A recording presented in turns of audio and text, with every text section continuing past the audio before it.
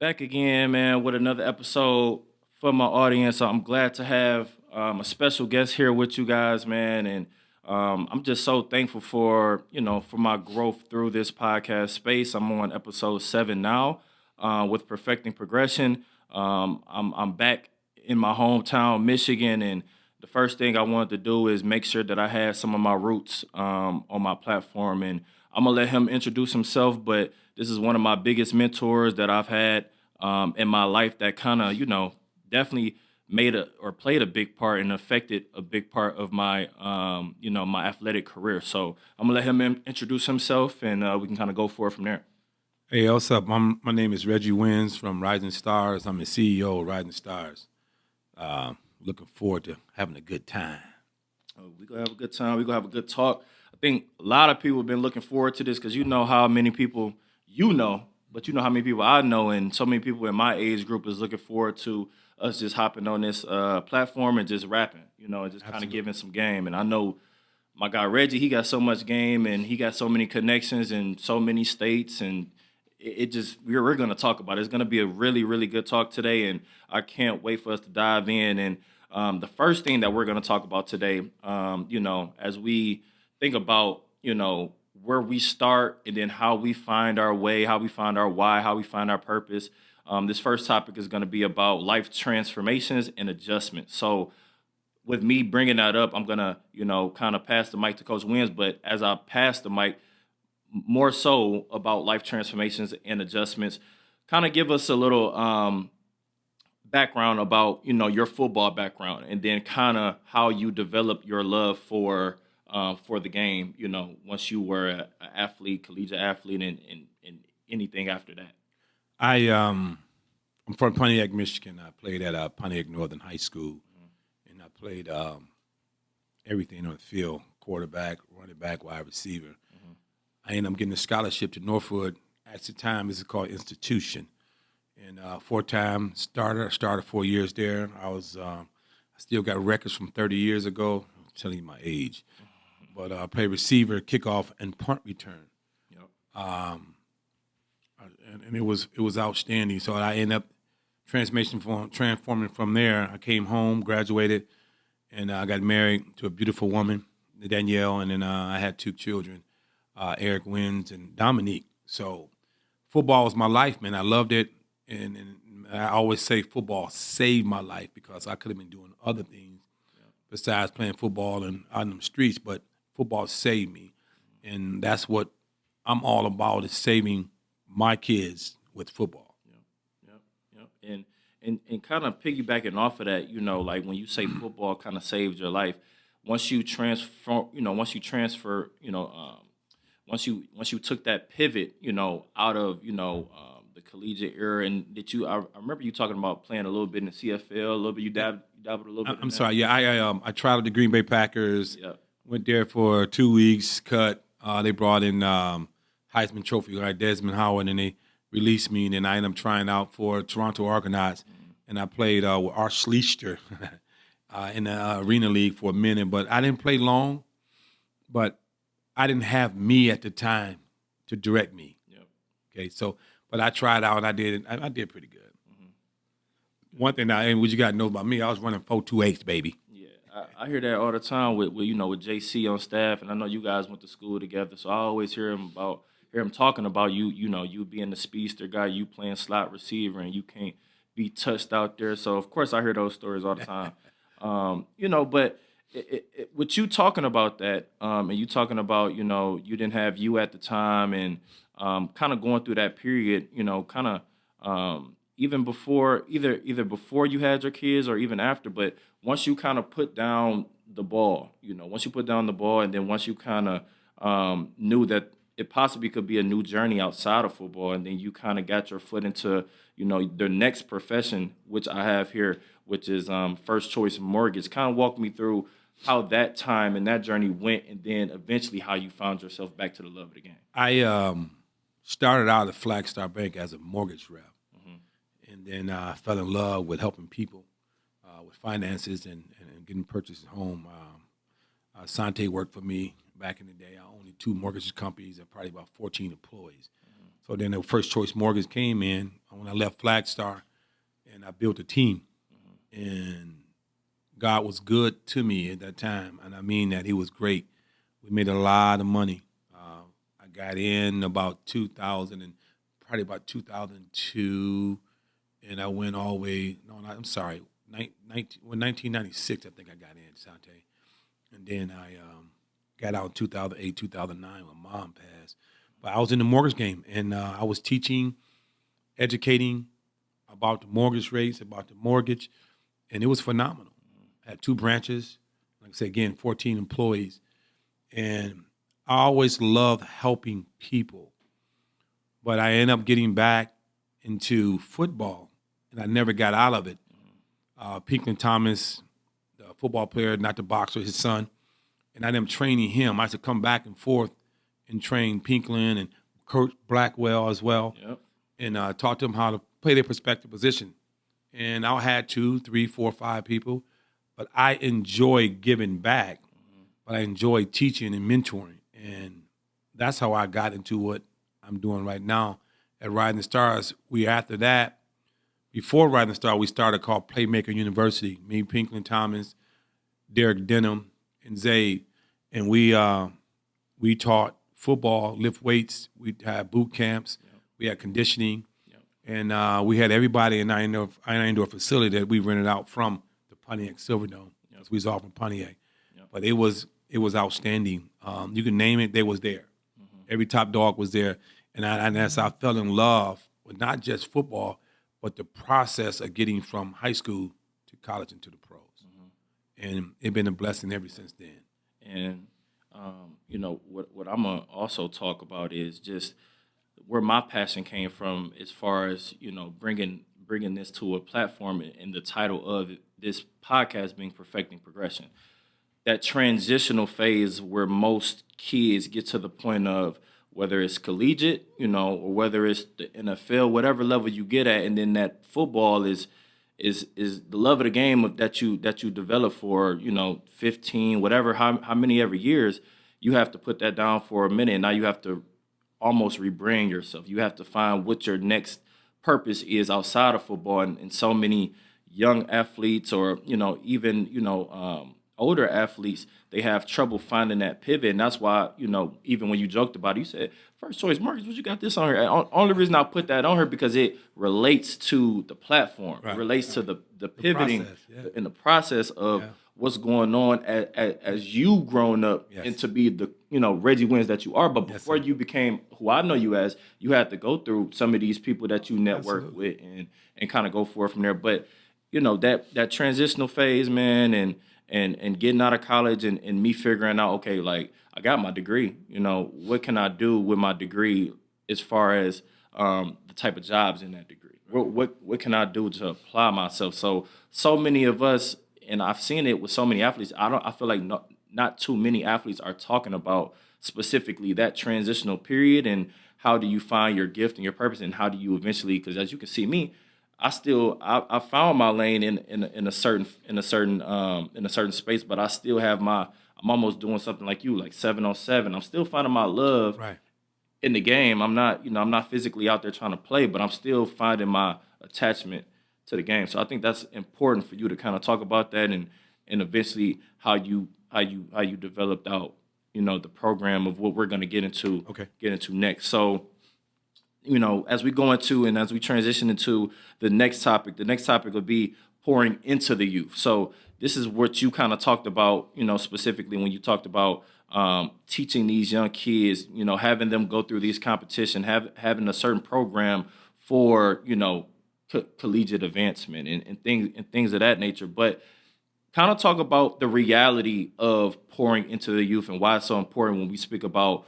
sports is a pathway to success in life. I seen that on the website, the Rising Stars website, and I you know me and you know my story, but I think that truly is a big thing to talk about why sports is a pathway to success in life and how you carry yourself and what culture you have around you and a number of different things. It's amazing, and I'm gonna backtrack and tell you my why for this and why I love kids. And my son in 2015 was killed in a car accident, and we was at practice at football when I got the bad news. And my baby was involved with all I did with football. And my passion was to teach him. And I had challenges as a father to teach him, and as fathers all do, right? I know I didn't know how to talk to him. I didn't know how to understand him. You know, at a certain age as a parents, we have to back off and allow them to be adults. And I had a difficult time doing that. So I was trying to control my son's narrative, how to go, where to go, when to go. Yeah. And it was hard. Yeah. But being my son's father, I learned how to back up and watch him grow. Before he died, he has made that transition to be a young man and understand finally who I was to him. Now, I'm his father, but then he understand I was his friend too, in conversation and talking and giving direction. We was on the same team. And you know, being a son or being a father, a lot of times we forget that we're on the same team. We think dad is against us. And I wasn't. I was just trying to get the best out of him so he can be prepared for this world. Yeah. So that was really my why, man. But, man, you know, the best thing about this is not building your brand, but building kids. Yeah. So I can tell you multi-stories, man, helping kids, man. It got emotional, man. And because you saw a kid that couldn't play become a college or NFL prospect. Yeah. You saw a kid that didn't know how to walk and chew bubble gum at the same time, but became successful because we talk work ethic. We talk effort at all times. Now, he may not be an NFL player, but we are preparing him for life. That's the process of life, what I'm trying to say. Yep. And it was tough. But I enjoy saving these kids with football because life right now, as we know, is rough. Yeah. And we know how many guys we got friends and we know kids you grew up with, how many we lost because they had no direction. Yep. So if I can save you and push you and ride your back to be the best, I'm going to do that. Yep. But it's hard. And we got to get back to saving our community by saving our children. Yep. And it's not just me, but everybody got to get involved. Like, if we put our kids first in life, life is better. Yeah. Life is different. Yeah. But when we take that out of the equation, they don't have no direction. Yep. And there's all destruction there. Yep. And I think I can relate to everything that you're saying, especially with the, with the age that I'm at now. I'm 26, and with anybody, as you get older, more things start to hit you and say, "Oh, I understand why this individual was telling me this at a certain point when I wasn't understanding it." But just the connection and the development of the youth, I really fall in love with that, because when you have a certain knowledge that you have, I think it's very pivotal that you pass that knowledge down.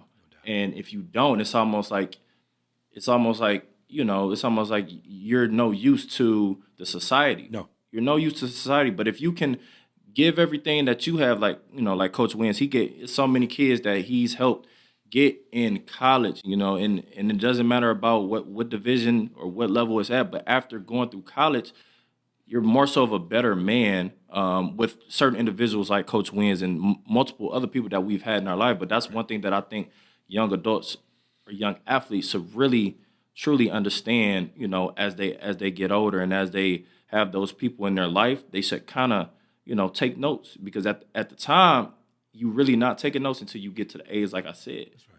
And then you're starting to remember, like, man, like, nah, it's really starting to hit. I'm having raps with Ray and Devontae Jenwright, Ray Buford. We haven't talked about what you talked about 10 years ago. Yeah.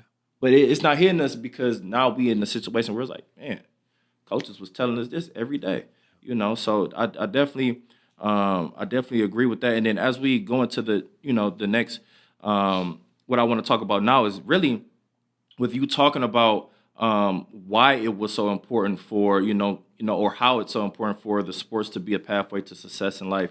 Now we kind of go into managing adversity, and I seen this on also your program website as well, because a lot of this stuff, I've gone through my ups, I've gone through my downs, and I've gone through my ups again, and so many people have. But managing adversity and being good to great.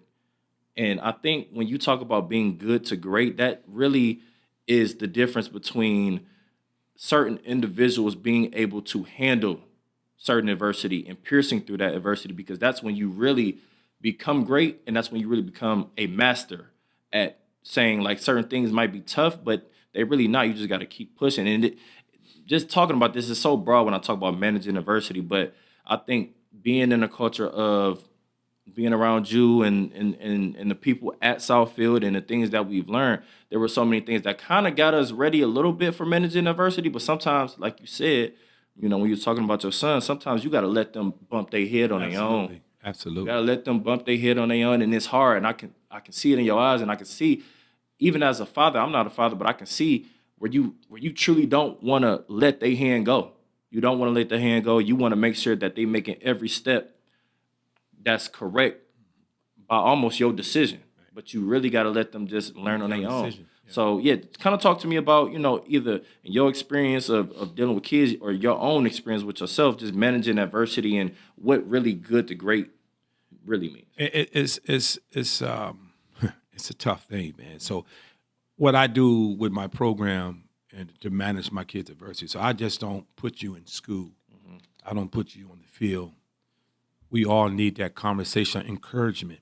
Yep. And I called Dior a couple times and gave Dior the daddy speech, but then I gave him the coach speech, and now it might be a different language from his father, but I had to give him that conversation. Now, he may not heard me at the time, but like I said, he thought about, your coach is right. Mm-hmm. But you just can't tell your kid to do something. You got to call and follow them and check up on them. I go to the campuses. I talk to them about life. And it's tough because we had, in the process of going to school, you lose friends and you get kicked out of school and whatever take place, we have to encourage them to keep going. And that's by a conversation. That's by prayer. So we have to make sure that we talk to our young people and keep them motivated because life is difficult. And you're going to have hard times. And you're going to need that encouraging word that somebody you need to listen to. You know what I mean? And I did it with my son. And it's a funny story, man. And I used to be on my son's head about doing things on time, doing things right. Yep. You know what I mean? He's like, Daddy, I need a car. I like, okay, when you start handling your business, getting to work on time, when you show improvement in life, I'm going to do that, right? Mm-hmm.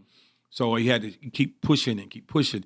And I drive up there, me and my dad, I bought a car, and I drive up there, man, and I see him riding a bike. He riding a bike from his apartment in Saginaw to the mall. Mm-hmm. He said, Daddy, take the bike back home for me and pick me up when I'm done. I picked the bike up, and the bike had 2 flat tires. He was pushing it. He was riding the bike with 2 flat tires because he didn't know how to fix it. Mm-hmm. A flat. So, I mean, I'm just, encouraging things, but more or less communicating and to help put him in the right direction. And I ended up buying the car the next day just because of the fact I showed the advancement and encouragement and development in life. But I ended up giving him the opportunity, and everything I told him, he ended up progressing to that. And that's why we ended up buying him a car and ended up about to graduate and do all that good things, man. But we have to continue encouraging and communicating to our young teenagers or our young kids to deal with this adversity. Mm-hmm. But parents, get out the way. Yep. Get out the way. Yep. Allow him to fail. Allow her to fail. Pick him up. Dust him off. Go ahead, baby. You can do it. Mm-hmm. I got you. Mm-hmm. Because I tell people this. You be a mother and father when they're born. They turn 16 and 17. You got to become a parent coach. Mm-hmm. You got to start coaching your child up through life. Mm-hmm. And that's never going to stop. Yeah. But you got to build enough confidence in your kid that he knows that you're for him or for her. Yeah. And I realize, and that's how I manage adversity. I communicate, allow them to fall on their face. And you're going to get in their butt. Mm-hmm. But you're going to be emotional sometimes to watch them grow and graduate. And I'll give you another example. Marquise Thorne, one of my players, and Marquise, I'm talking about you because you've been a blessing to me. And Marquise Thorne played at Southfield. Marquise Thorne comes from Renaissance, and he came from hard life. Mm-hmm. And Marquise get one offer to Morgan State. He commits. Mm-hmm. And Marquise will call, can't get right, because he couldn't get right. Mm-hmm. And he went to Morgan State. He played freshman year, did well, couldn't get right, had to leave. We transferred. Grandparents was communicating, kept sticking with him out. He ended up leaving there. I sent him to Saginaw Valley. Life got in trouble again. Left Saginaw Valley, went to Lawrence Tech, got in trouble there. I said, baby, football's over with. Your NFL dreams is over with. We need to get a degree. Because you got to get a degree to show your sister that life is real.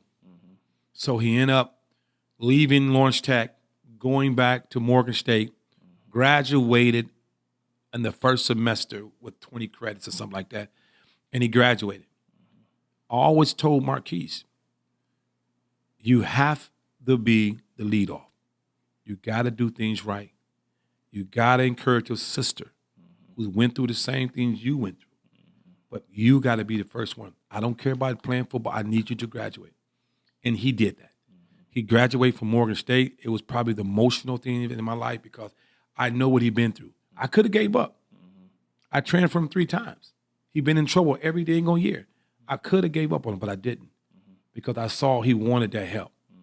So I keep going back to us being a parent and going back us being a coach. It just ain't playing football, man. Save the souls by encouraging. Save the soul by. I mean, and a couple of coaches said, man, you wasting your time. No, I'm never wasting my time. His sister now is at Central State going to school. That's what's up. And that's what's up. That's what it's all about. And Marquise called me the other day, man, in tears, emotional, thanking me. Just graduated from getting his master's from Davenport. Finna have a pro day, and they trying to make the NFL. I don't care if you go to the NFL. You made it to the NFL because you graduated. You beat all odds in your life. And that's what it's all about. That's all it's about. So we got to continue giving our kids opportunities. Shout out to Marquise. At first, when you first said it, I was kind of like, who you talking about? And then Marquise played for the Cougars. Yes. Marquise played for the Cougars. So shout out Marquise. That's my little bro. Definitely know Marquise. I think Marquise was with McCaskill, right? Yep. That's the year. Yep. So yeah, shout out little bro. But yeah, man, I as we talking about this, and I think this is going to be such a powerful conversation. Most of the connections that I do have, there are a lot of connections through football, and a lot of people that are my football connections. They know something about managing adversity. So that's a big piece. That's a big piece within football that really develops you in the real world that you don't even really know until you get to the real world. So now it's certain things that you instilling into Marquise that he don't know until he get there. Now he calling you and saying, Coach, like he emotional and now he understanding why you push him so hard because some people don't have that in their corner and he could have fell off to the wayside. And I know so many people like that, but managing adversity is a big key when it comes to young athletes with the space that you are in. And as we talk about other key focuses, let's talk about. Let me add to that, Yor. I got a kid is in college. I won't say his name and where he's at, and he's my guy. And it's tough right now. He's struggling playing. Coach is on his rear end, and he feel that he doesn't like him, and he feel that he's wasting his time because the coach don't like him. So every young kid today don't want to fight through adversity. They feel transferring is the easy way out this deal. Well, I'm a transfer. Okay, you can transfer. But the same process or same problems you are dealing with now is going to be bigger there. Right. Now, you talking about managing adversity. This is the process to life. Yep. If you can manage this piece of your life by continue fighting, when life gets tough, when you get married with a daughter, with a son, with a puppy or goldfish, you're going to be able to deal with every problem you've been through. Yep.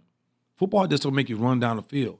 Football teach you how to deal with quality of life, man. It's a resume there. Yeah, so you have to fight the process. You got to go through the process. When I played, it wasn't no transferring. I got to fight every time to just stay on the field. You got to do the same.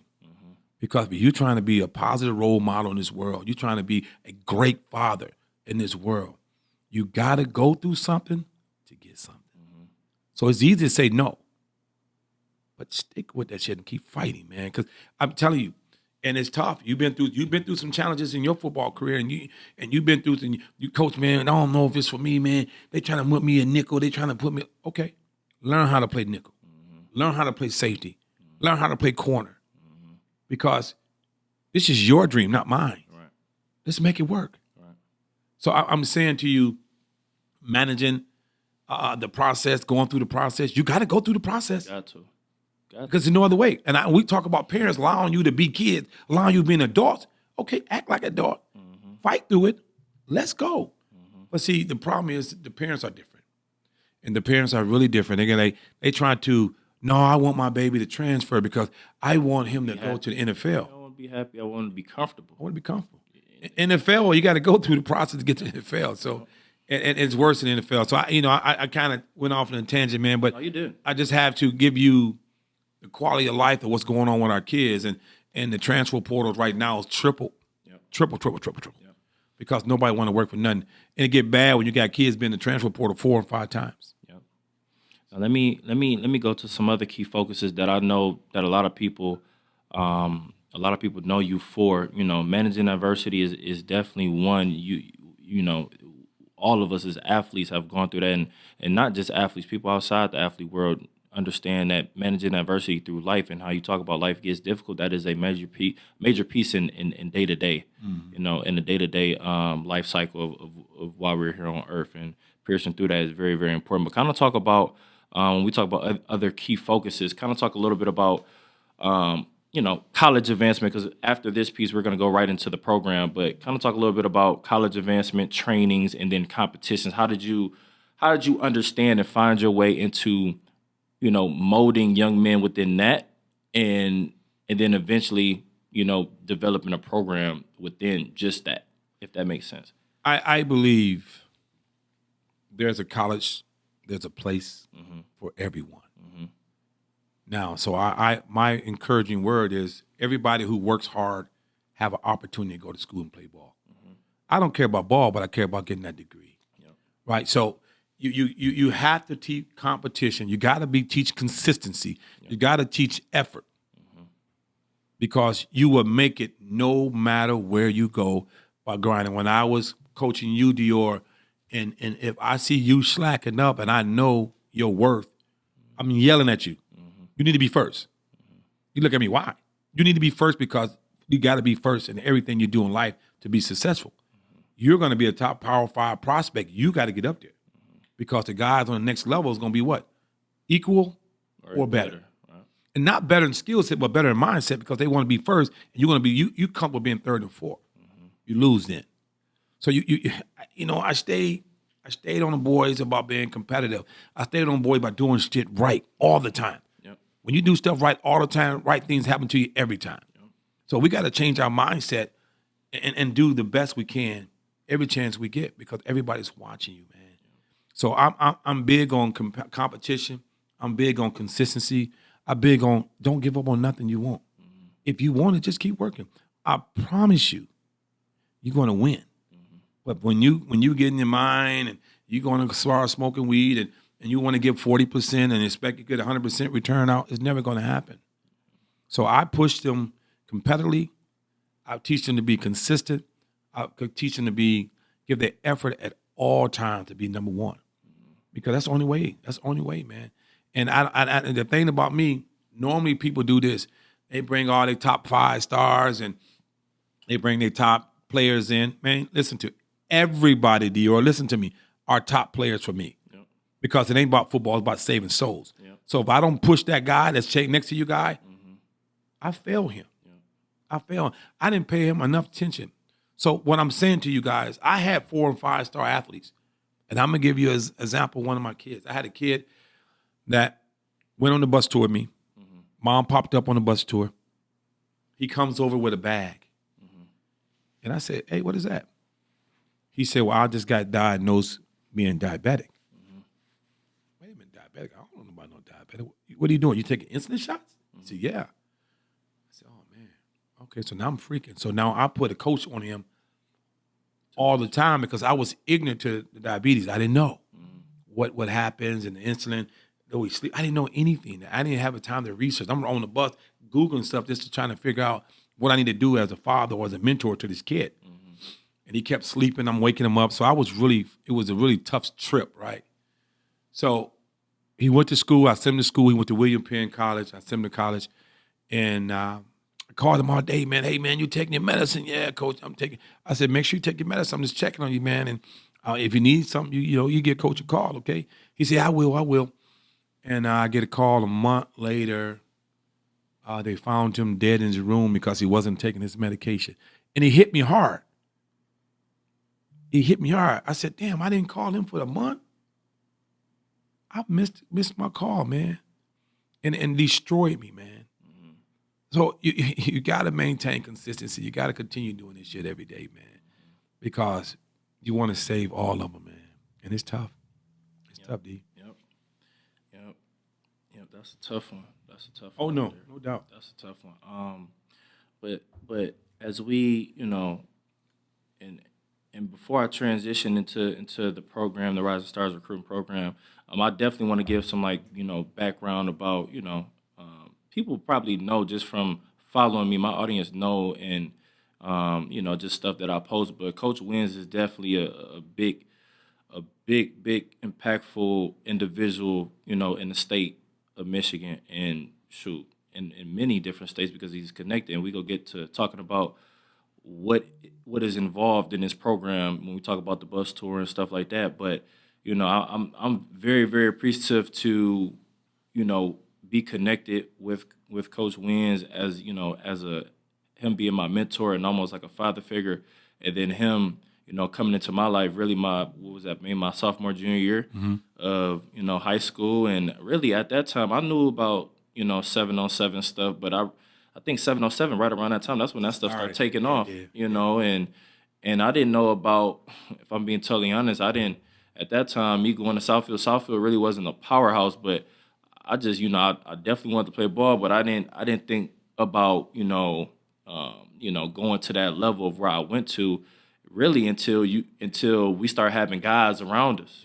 You start coming around and people start saying, you need to get in contact with Wynns, and I'm playing with Max X 7-on-7, and we just kind of traveling. But now they telling me that you need to get with Wynns, and I'm starting to hear your name kind of come up even more with guys that I'm consider my brothers, and they telling me about you. So that just lets me know how big of an impact that you was making towards older kids that was older than me, and they telling me about you, and then eventually how we developed our relationship. And that was just a big thing, because again, I talk to you a lot, even with my guys in Minnesota, and they telling me we gotta connect with this guy. We gotta bring our boys from Minnesota to come down to Michigan, and I'm like, we gotta make it happen.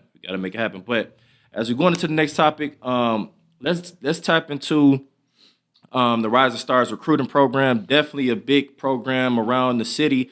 A lot of kids. To be totally honest, we just had the state finals this past weekend. Majority of them kids in each division are tied into this program or with Coach Wynns some type of way. I'm just letting y'all know that right now on my platform. So definitely, Detroit, Michigan, the state of Michigan is becoming more of a bigger football state. Little do people know. But kind of walk me through, I kind of got some things kind of bulleted, but Okay. kind of walk me through the recruiting portion of Rising Stars Recruiting Program.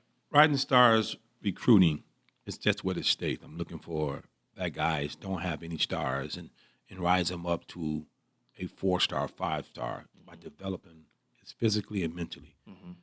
Everything I do with the 7-on-7, bus tours, visits, meetings, mentor meetings, whatever I do is predicated on recruiting. Why, Reggie? Because we want to save our kids.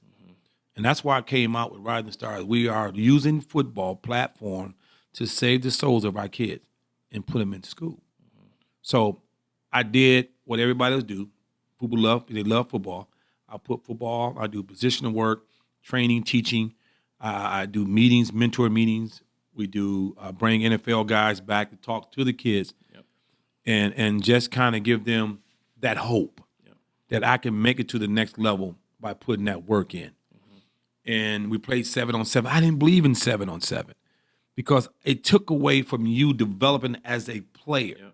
Because now you think you the 7-on-7 NFL player, and it's never going to happen because you must work on your skill set to be that dude. And being that dude, and you want to become a dude so you can get paid, right? So I did 7-on-7. I came to a grip, so they want to play it, so I got to do it. I'm going to do it my way. I'm going to do it my way. So, but you had the camps before. I had a camp. We would just be coming out to camps. You had coaches situated for different positions. That's how people was getting developed, now that I think about it. Correct.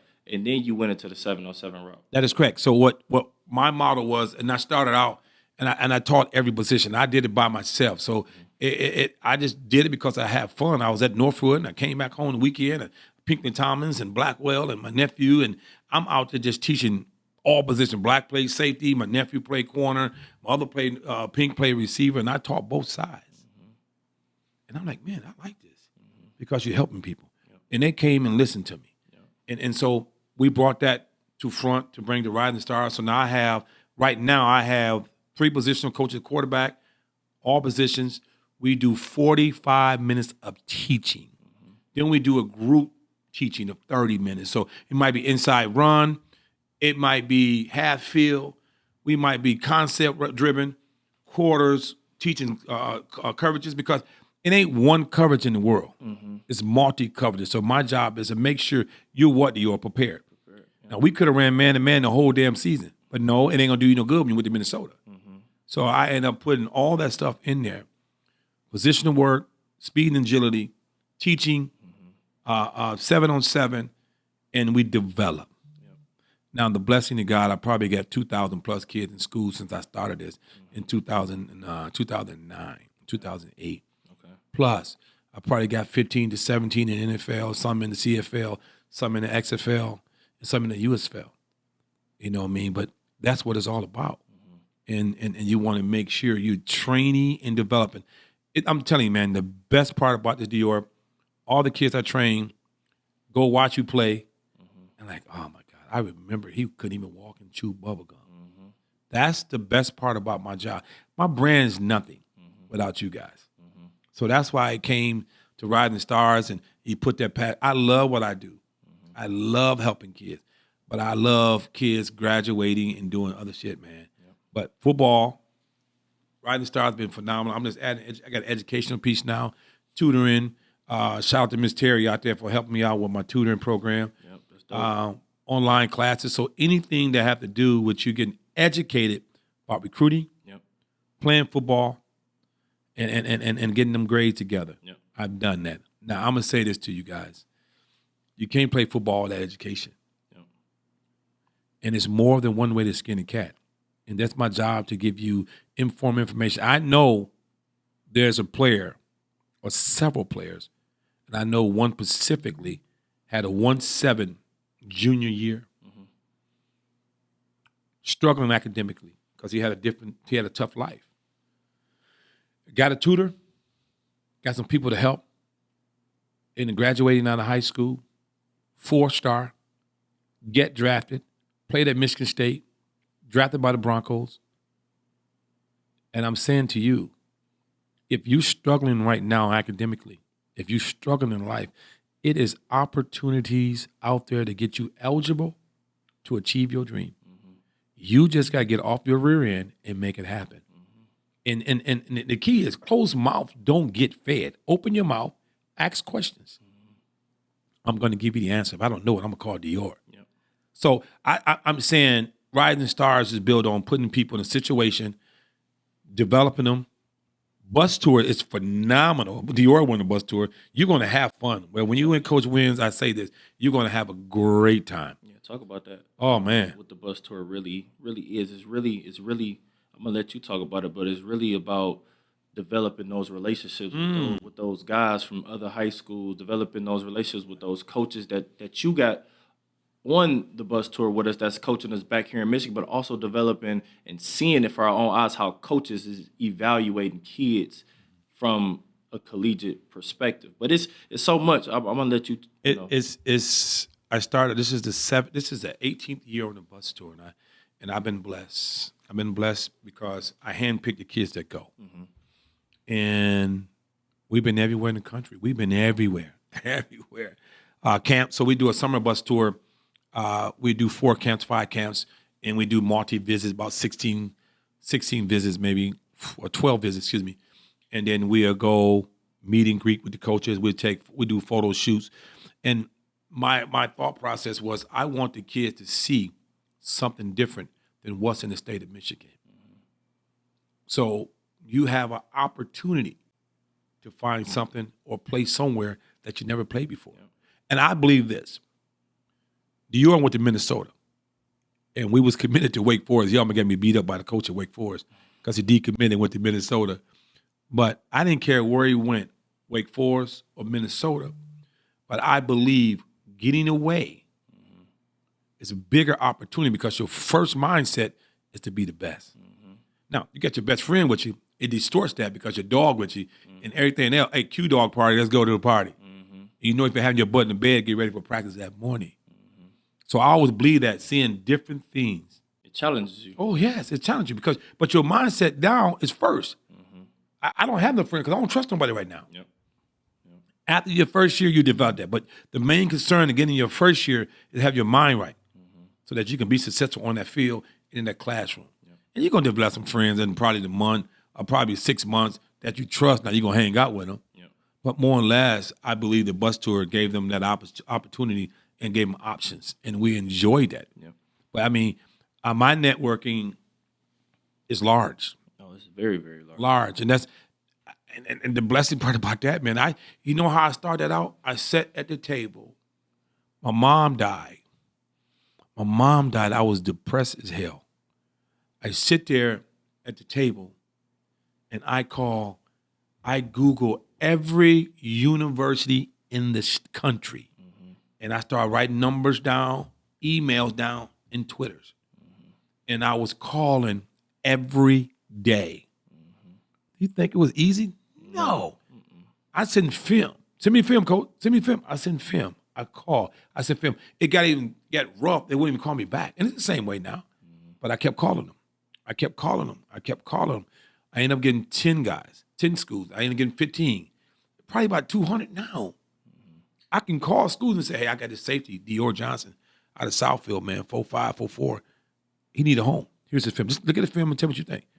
The blessing part about it is I was blessed to have an eye for talent. And that helped me out with my recruiting because now the coaches identify that I'm committed. They identified I'm honest. Because I can't tell Coach Harbaugh that you're a dude. Exactly. And you're not. I can't tell Coach Harbaugh, oh, he's the best person ever met. He never got in trouble. No, that's baloney. You BSing him. You BSing him. Yeah. So once they see like you know, you a liar and you bought your brand. Once they see the quality that you're providing, that's coming out your mouth. You know, and I tell parents, a parent called me the other day, like, you sending my son just to Division III schools. I'm not. That's who calling your son. Right. Now, I know it's either Division I or Division II or Division III or the real. I know. Because it's measurables or your speed or your commitment to being a Division I player. I know that. Right. And I can't call Mel Tucker or anybody else to say, hey, man, this dude is good, and he's not. I'm not doing that.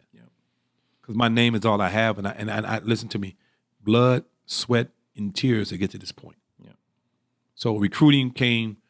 I love recruiting. I'm currently now a CFL scout. I'm an NFL consulting. I'm a freaking coach. I've been asked to be an agent multi times. I'm studying just to get the information to learn more about it. It's scouting, NFL agent.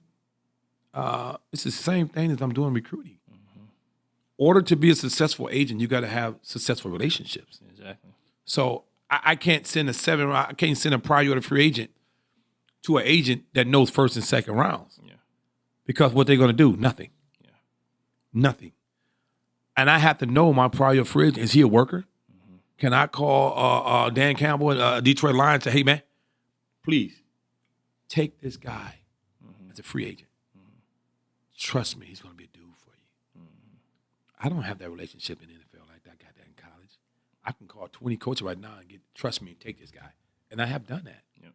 So I worked at it. I fought every day. I call, I text, I email. And my current process right now, Monday, Wednesday, Friday, I send out email to subscribe coaches. Yeah. Tuesday, Thursdays, I call. Because it's easy to send an email out. We grown-ass men. What's going to happen? We lazy by nature. So we ain't going to check our email because you know why? Because they get 30,000 emails probably a day. Yep.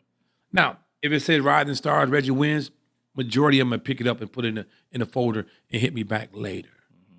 But if you don't call and follow up, you fail. Yeah. Yep. You fail. So the bus tour became a networking process for me. I always go visit people I know. I always stop by and introduce myself with new coaches. Yeah. Because here's the deal. Coaching is a carousel. It's coaches transfer to different universities, and they follow me. They call me up. I need your list. I have a list that I have all my top recruits on there by name, Twitter, phone number, GPA, speed, everything. Definitely a help to streamline. You helping streamline that process. Absolutely. That's really what that is. So my job as a recruiter is make your coach Easier. And then now here's the best part about it. Again, I'm a scout, so I got to have an eye for talent. They call me, hey, Wins, who's the Dior Johnson kid? What can you tell me about him? I know he got a good family, his mom and dad. He got a little brother that's phenomenal, good family, good student, about his business. Yes, he can play football, multi position.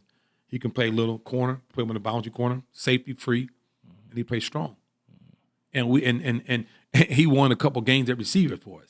So I know this kid. I will stamp approval of him and stand on the table for him with my boots on because I know what he's going to capable to do. Now, even good thing in this, he's going to go to school and do what he's supposed to do because the daddy going to crack his head.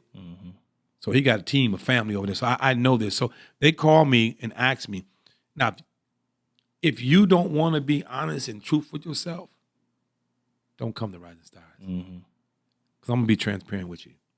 And I don't give a hell. You can't run a 4.3, 4.1, vertical, short, small, tall. I don't care. But if your effort is good, Dior, you guarantee you go to school. You just got to want to go to school. Yep. So Let me.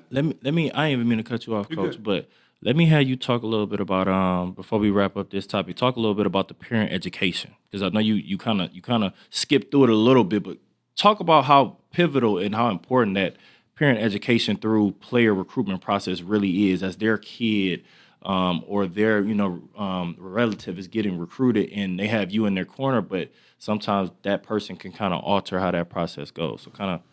Hey, look, Heavenly Father, I'm praying on this one because this is a big topic. This is you. What a lot of people say, your parents make your kids soft as hell. Okay, sometimes you have to be a parent.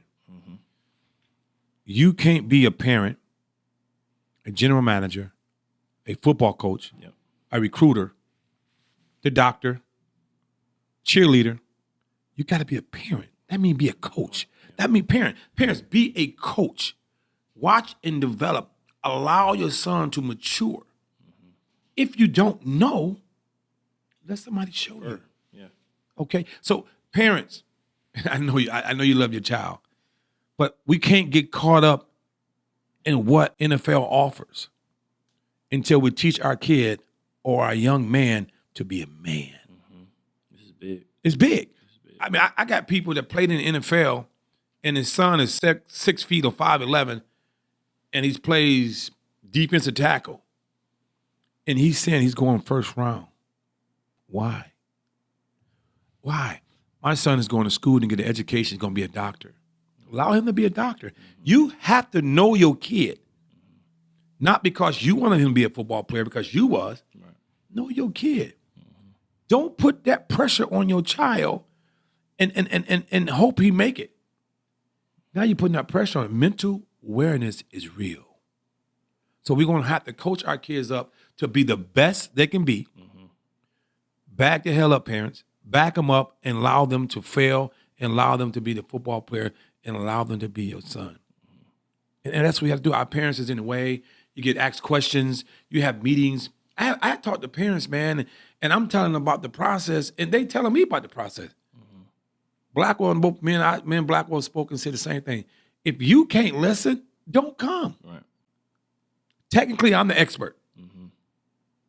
I'm not an expert on plumbing. I'm not an expert being a doctor. I don't know that. Allow me to do my job. Right. If you trust me, I guarantee you get paid. If you do what I ask you, I guarantee you get paid.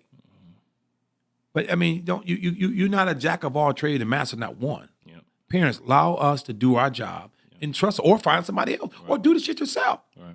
So it's even. I just had a talk with another parent, and great parent, and he like, I'm texting the coach. I said, that's okay. And the coach texted him originally. I'm okay with that. But allow your son to allocate for himself. Right? Because coaches are sensitive creatures. Especially in something that we know. Yeah. They get personal. Yeah. No, let him make that call. Let him shoot that text. You text it from his phone, or you text it from his DM, DM, and allow him to be the advocator for himself. Again, you just be that parent coach and direct him. And that's what we have to work on and continue doing. Like, this is funny. Championship game. Somebody said, hey, good job. Good job. We rich. What are you talking about? Top prospect in the country. We rich. Really?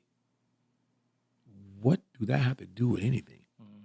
The mindset of that individual scares me. Yeah. What if he doesn't make to be rich? What is going to happen? Trust me, you can be on top today and fall tomorrow. Because they don't judge you on the basis on your last performance. Yeah. So as a parent, please, allow your baby to grow. Yep. Allow your baby to be that guy. But you can't control the narrative.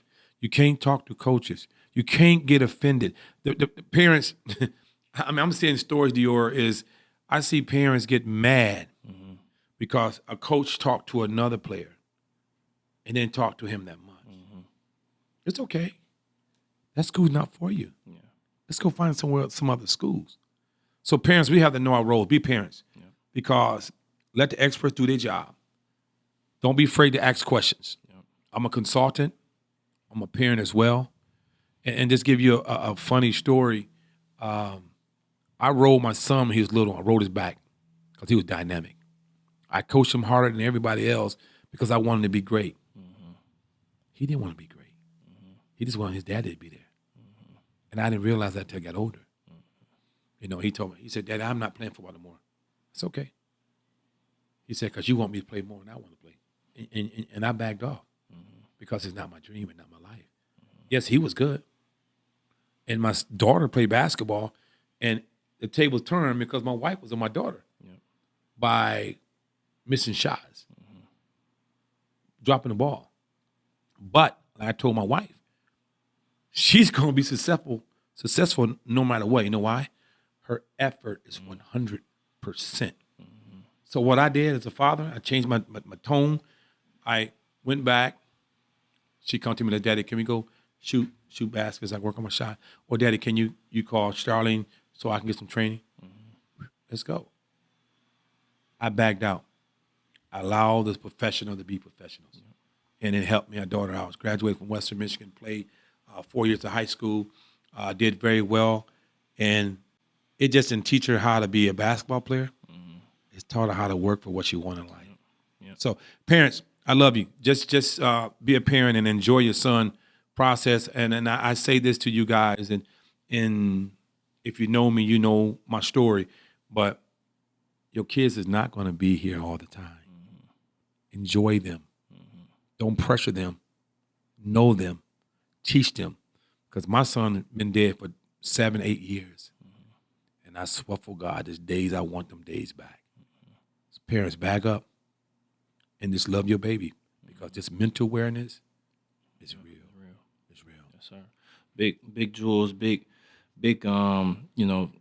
that definitely was just some stuff that a lot of people is going to resonate to. And, a lot of this stuff that we're talking about is very, very important. I think a lot of people is going to have some big takeaways from this conversation that we have, and especially just on that topic of parent education and how big that is when you have a big a big hand in your child's life.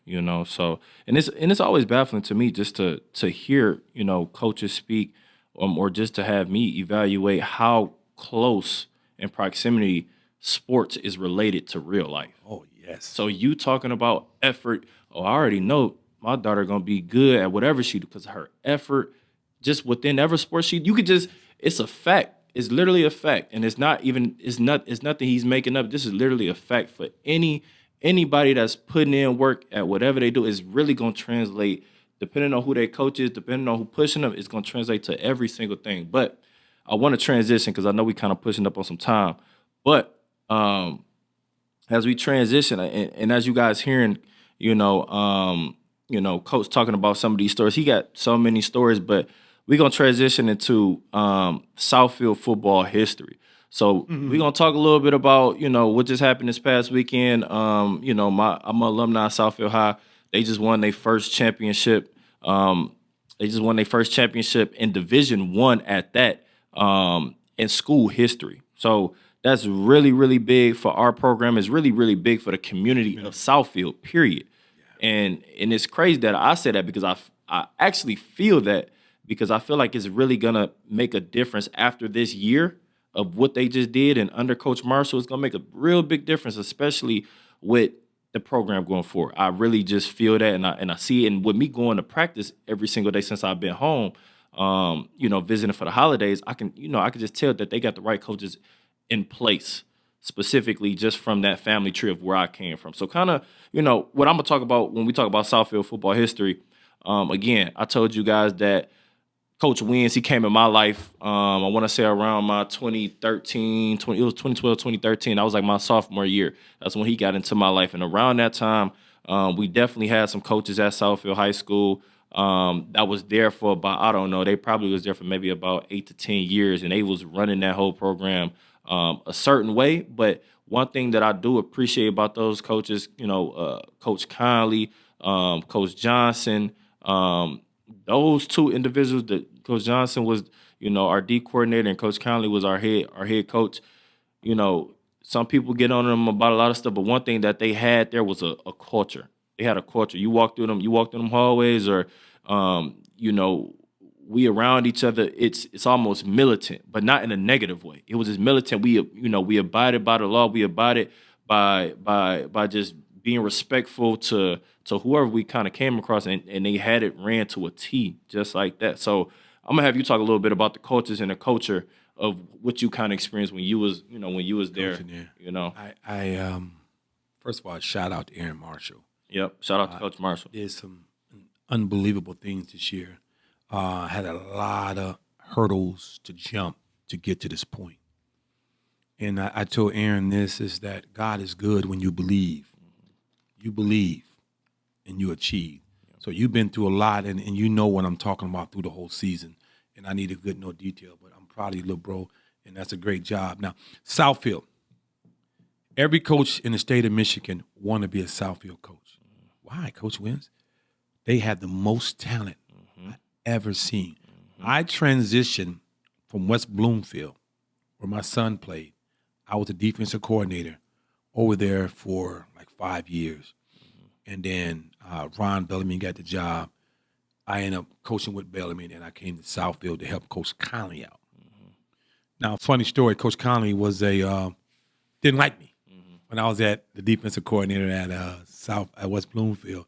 And we did some 7-on-7, and my guys was really physical. And he didn't like that. So we argued, but we became best of friends.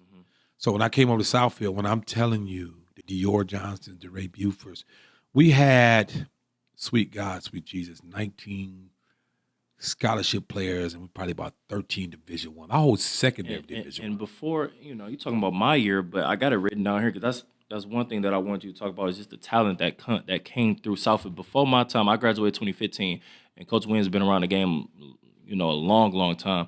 Before I got there, it was so many kids in Malik McDowell, Lawrence Marshall, shout out to Lawrence Marshall. He's on the staff at Southfield. You had Leviticus.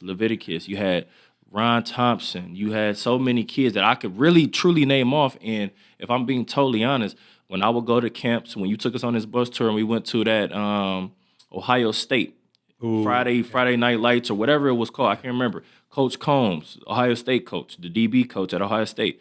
You know, he was telling us to do a drill, and I wasn't understanding what he was saying. And then next thing you know, he's snapping them. He like, that's one thing about y'all Southfield kids. Y'all got all the talent in the world, but y'all just seem not to get it together. He amounted that out to like championships. And I wasn't understanding that at the time, but really what he was saying is that y'all got all the talent that I've seen, like almost in the city, in the state of, or in the, in that city in Michigan. So it was just kind of baffling for me to be at that age that I was at and hearing that from a coach, So and he's exactly right. I mean, we had shit. Malik got drafted second. Lawrence got picked up prior in a free agent. Nick Jones got drafted seventh. Fuqua got opportunity.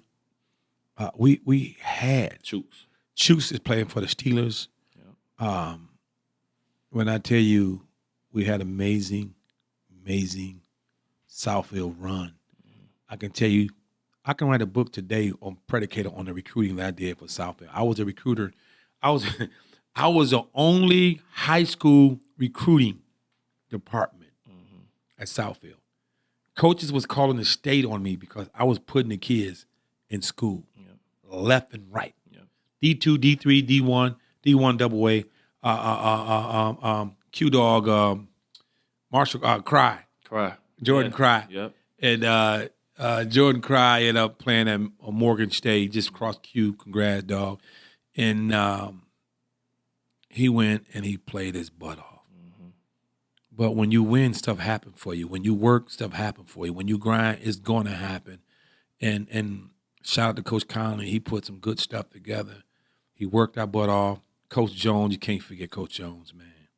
That was the dude. Coach Johnson, excuse me. Coach Johnson is another individual on the staff currently right now. He's the DB coach. But Coach Jones is who I meant to say, our defensive coordinator. That's probably one of the, outside of Coach Wynns, Coach Jones is probably the most impactful individual, one of the most impactful individuals that I've had as a coach in my life.